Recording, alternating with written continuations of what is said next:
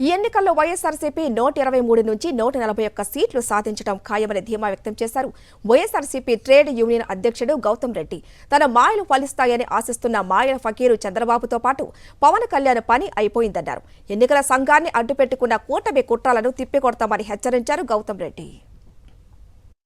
చంద్రబాబు నాయుడు గారు, పవన్ గారు 4 వరకే మాత్రమే మీరు కలలు కనండి. ఈ కలలు మీ కలలు కల్లాలైపోతాయి.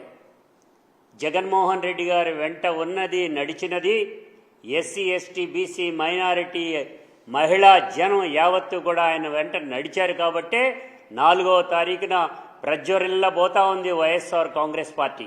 డ్రామాలాడేటువంటి చంద్రబాబు నాయుడు, మాయల పక్కీర్ చంద్రబాబు నాయుడు మాయలు ఫలించేటువంటి పద్ధతి అని అనుకుంటున్నాడు. ఒక పద్ధతిలో డీజీపీని తీసేసి కొత్త డీజీపీని తీసుకొచ్చారు. తీసుకురావడంతోనే అల్లర్లు ప్రారంభించినటువంటి పద్ధతి మనం చూసాం. అనేక చోట్ల అల్లర్లు తీసుకురావడం అనేది జరిగింది. ఇవాళ మళ్ళా ఏమంటున్నారు, సిఎస్ని మార్చాలంటున్నారు. అంటే సిఎస్ని మారిస్తే సిఎస్కి ఉండేటువంటి సిబ్బంది ఎలక్షన్ కౌంటింగ్లో ఉంటారు కాబట్టి వాళ్ళందరినీ మేనేజ్ చేసుకుని అల్లర్లు సృష్టించాలనేటువంటి ఒక ఎత్తుగడ పన్నాగం పన్నుతున్నారు మాయలపక్కి చంద్రబాబు నాయుడు. నేను ఒకటే చెప్తున్నా, ఇవాళ ఈ అల్లర్లకు కారణం చంద్రబాబు నాయుడు కాదా అనేటువంటిది ఎలక్షన్ కమిషన్ ఆఫీసులో, ఎలక్షన్ కమిషన్ సమక్షంలో దొంగలు పడ్డారు.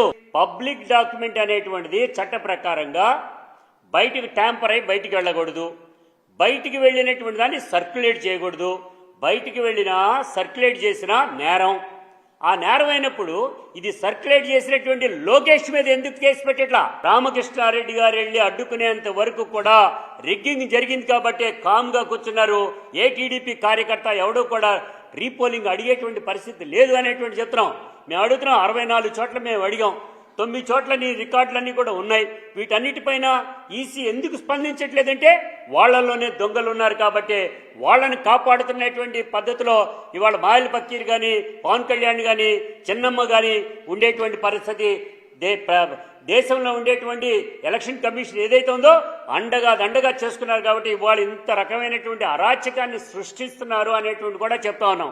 పవన్ కళ్యాణ్ గారు ఓడిపోవటం ఖాయం, వాళ్ళ పార్టీ ఉండదు. అయ్యా చంద్రబాబు నాయుడు గారు పలాయనం చిత్తగించేశారు. ఎక్కడికి వెళ్ళారో తెలియదు.